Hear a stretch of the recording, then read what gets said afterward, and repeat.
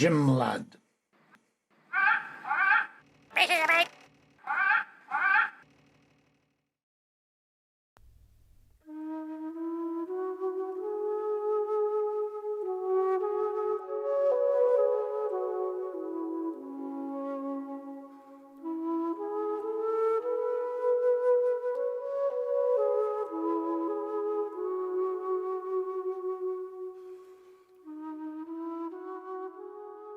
Here I am in the arms of my grandfather, Charles Hamilton. He was born in Ireland and came to Chile in 1902. We found a passenger list on the internet which told us that on the 9th of January 1902, he set sail from Liverpool in England on the steamship Oravia belonging to the Pacific Steam Navigation Company. Our grandpa landed in Chile at Valparaiso. It was not long before he met a young lady called Rosa Dupassier. He married her and they had 10 children. Thus began the saga of the Hamilton clan in Chile, which was to become a large and a well-respected family. He founded 2 English schools in Chile, St. Louis in Limache and St. James in Santiago. In 1936, the Archbishop of Santiago called on Grandpa to come out of retirement and become the rector of the school he would name St. George's College, which would become one of Chile's most prestigious schools for boys. So we know about Grandpa's beginnings in Ireland, and we know that at the age of 37 he left his home country. But we know little, if anything, about the years in between. And that is why we're going to Ireland to see what we can find out. We're going to start in Dublin, not just because it is the capital of Ireland, but because Grandpa is said to have spent some part of his life here.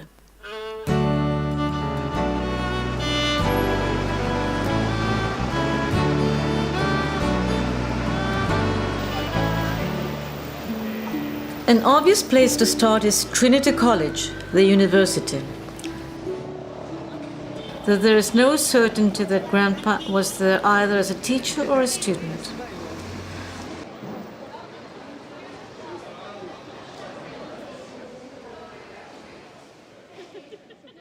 Once you come to the entrance, this place is much bigger than you expect. As we look around, the buildings are most impressive.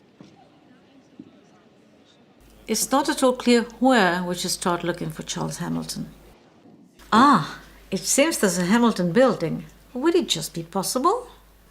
Well, we'll have to go there and find out. We have found a Hamilton restaurant, though I think this one would probably make him turn in his grave. Now we'll enter the Hamilton building.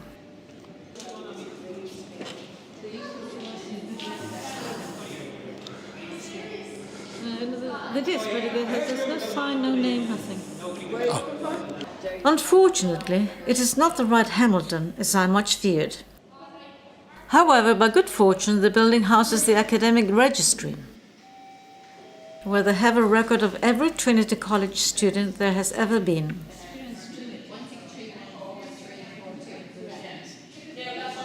But Grandpa is not among them. So we can definitely conclude he was not a student at Trinity College.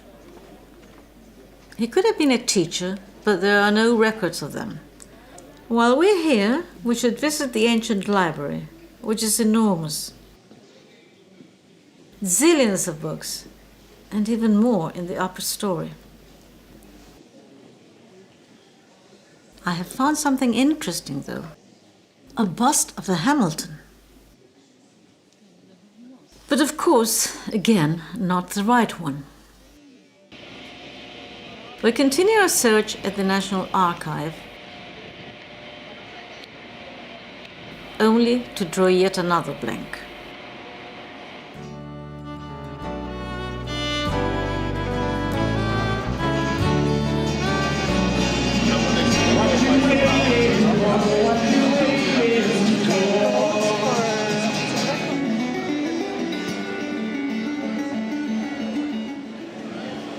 Actually, All that we have found in Dublin is that it is a lively, fun place, and we feel sure that Grandpa would have enjoyed it here. Now we head south to Waterford, where we think Grandpa spent some time as a teacher. Also, he is said to have been the director of the Globe daily newspaper, and that should be a good lead. But first we're going to visit the crystal factory, which is a must when in Waterford.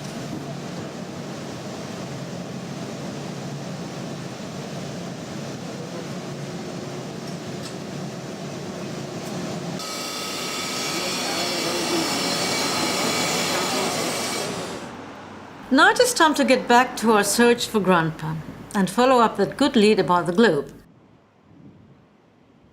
The Central Library has an archive of old newspapers, and we have high hopes of finding the Globe here. But I'm afraid only to draw another blank.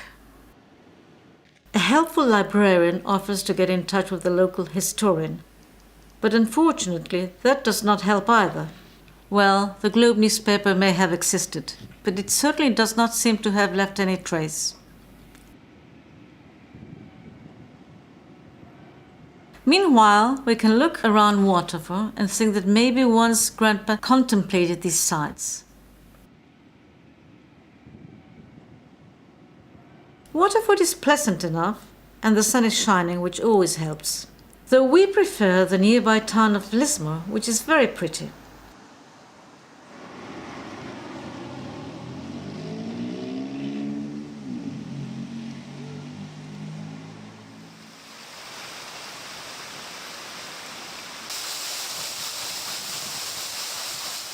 On the other hand, the town of Dungarvan is quite a different story. Not particularly attractive, and the weather is poor. Unfortunately, this poor weather is more common than sunshine in Ireland. We have found a lot of mist and rain and grey clouds. This country is wet. And we begin to see why Grandpa might have wanted to flee. Now we head northwest to Galway, with a stop for lunch in Tipperary. Well, I mean, you have to stop in Tipperary, right? It's a long way to Tipperary. It's a long way to go. It's a long way to Tipperary, to the sweetest girl I know. To be honest, this small town, with its romantic connotations, is not much to shout about. If it were not for the song, I think that we would not have bothered stopping.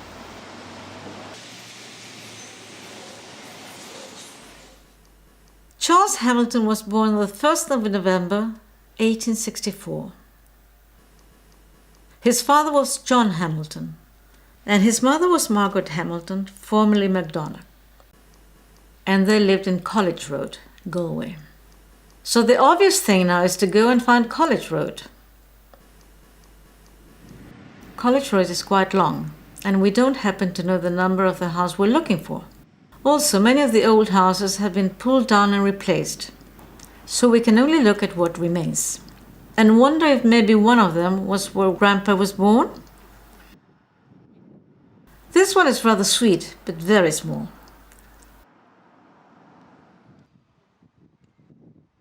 Most of the old houses are terraced like these ones. We can plainly see that there were no palaces on this road. In the city centre we pass a street musician with an ancient instrument called a hurdy-gurdy. We're on our way to St. Nicholas Church, because we know that Grandpa was baptized there.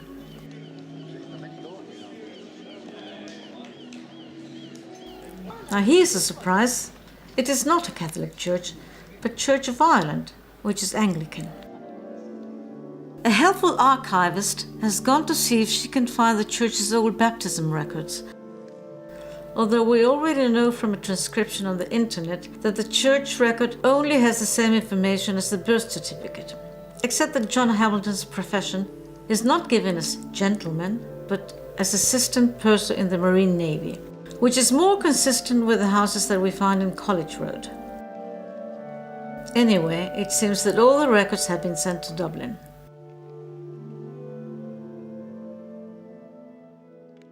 Now we have come to visit Osterrad, because here is where Grandpa's mother, Margaret MacDonald, came from.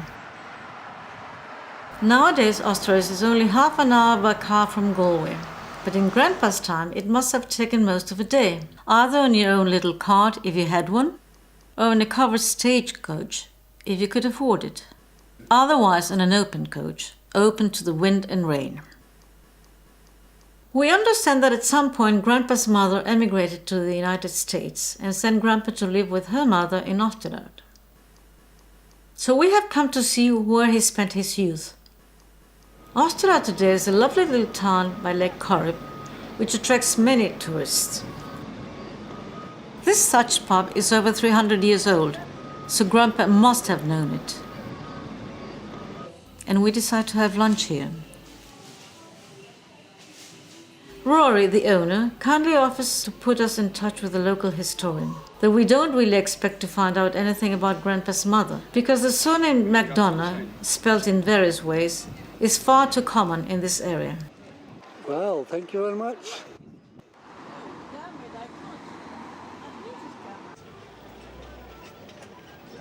Yeah, okay. Thank you. Bye. Osterrad is in Connemara, one of the districts of County Galway.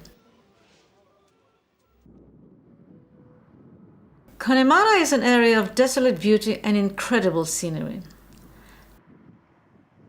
As they say, when you visit Connemara, you experience the real beauty of Ireland.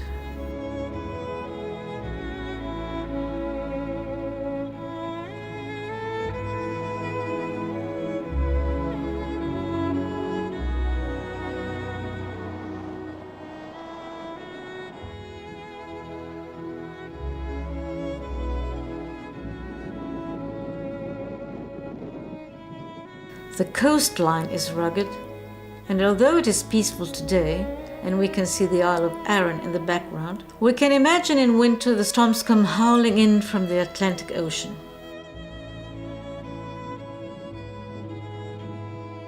Time to pause and to reflect that although we may not have learned much additional facts during our search, we have probably seen the same sights as Grandpa, and we have breathed the same air.